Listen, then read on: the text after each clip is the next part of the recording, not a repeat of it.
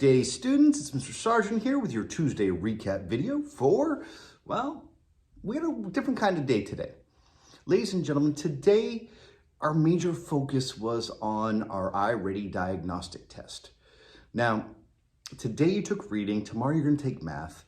And ladies and gentlemen, I just want you to try your best. I'm going to be proud of you no matter what, as long as you try. Now, if you want something to do today that's different from the iReady test, we're going to continue our discussion and our talks about Hispanic Heritage Month, which we only have a few more days of, but these are lessons and these are topics that we should discuss year-round. Now, we have already talked a lot about the different kinds of countries, the different locations, the different foods, the different cultures. Today, I want to start talking about the different kinds of people. Now, one person in particular that I want to focus on today is Cesar Chavez.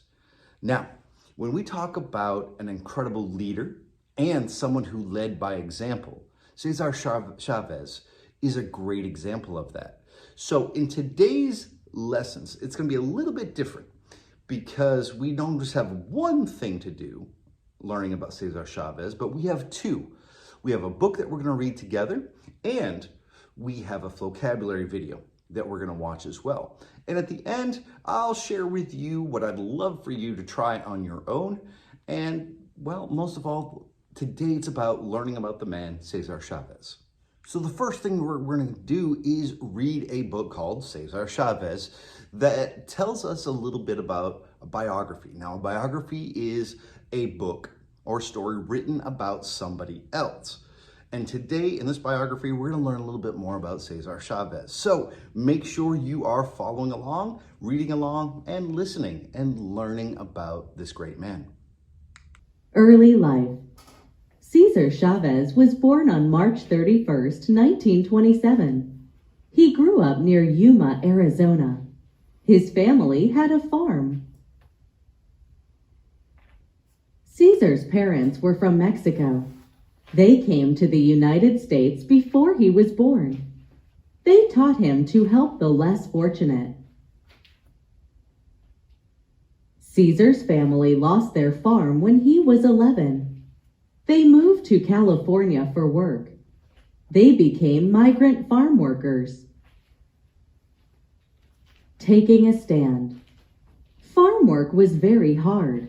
Workers had long hours. They were paid very little. They did not get breaks or clean water. Farm workers needed rights. Cesar's dream was to set up a union. This union would protect farm workers. In 1952, Cesar got a great job. This job let him help immigrants. He was happy with his work, but he still wanted to help farm workers. In 1962, Cesar started the National Farm Workers Association, NFWA. It asked farm owners to make better working conditions. Many refused. Cesar used boycotts and protests to make change happen. Years later, Cesar was seeing progress. Farm workers were getting fairer treatment. They got breaks and clean water. They had better pay and much more. Death and legacy. Cesar spent his life helping the poorest people.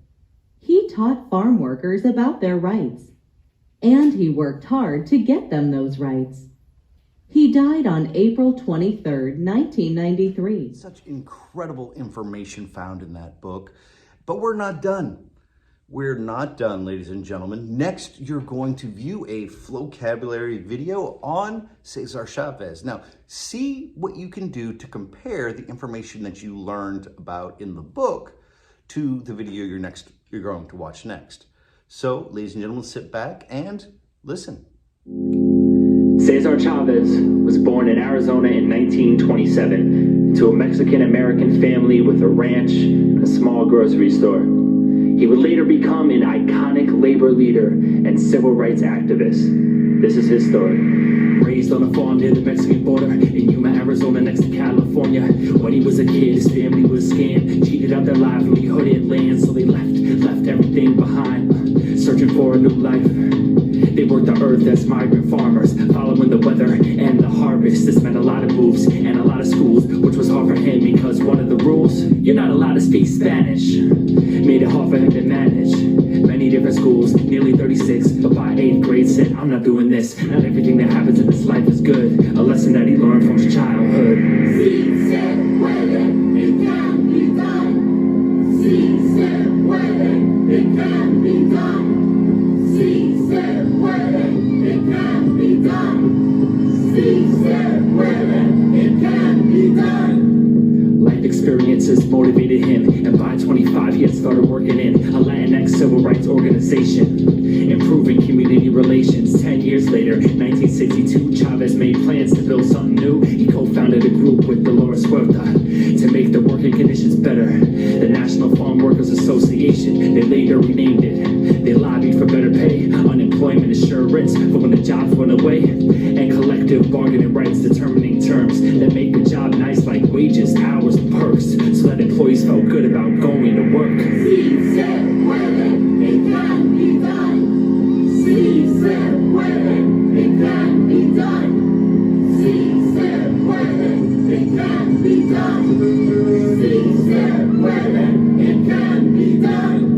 In California, workers picking grapes weren't satisfied with what they were paid, and they weren't allowed to unionize, which made it harder to improve their lives. In the 60s, Chavez partnered with these Filipino-American farmers. They planned marches and strikes, anything to achieve what they felt was right. And though their ways were tireless, they never turned to violence. In the middle of the harvest, one day, thousands of workers refused to pick grapes. They walked off the field, then called a strike. Might have lost their jobs, but not the fight, cause the activism would stop. Next, Chavez planned a great boycott. Don't buy the grapes, he spread the word until our voices are heard. After many years, their hard work succeeded, and their demands for justice were heeded. After many demonstrations, registration drives, fasts, boycotts, protests, and appeals, the California Agricultural Labor Relations Act was signed in 1975. It guarantees justice and collective bargaining rights for farm workers. This Flow Cab, now you know. We must fight them at times because they do not want to recognize the right of workers to have their own organization. Si se puede, it can be done. I love vocabulary. I've said it 1,000 times, ladies and gentlemen. I cannot wait to get each and every one of you your own accounts so you can enjoy it just as much as I do.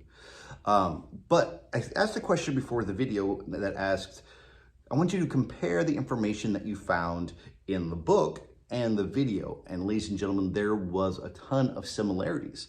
There was some new information, there were some new names, but for the most part, the information that was provided in both the book and the video were very close together. Now, to end today, one thing that I would love for you to do on your own is this reading comprehension right here. Now, this reading comprehension is called Who is Cesar Chavez? And what you're going to do is you're going to read through this. You're going to go back to this video, go back to the book that we read, go back to the vocabulary video and see what similarities you can find. And then on the back of it, you will find 10 questions that I would love for you to answer. Ladies and gentlemen, try your best. Work on this with your parents. Work on this with your older brothers and sisters. The more people we can teach about Cesar Chavez, the better. He was an incredible man who did incredible things. And ladies and gentlemen, that's why we're here, to learn about these incredible people. So, ladies and gentlemen, good luck tonight. Good luck on your diagnostic test. And I cannot wait to see each and every one of you tomorrow.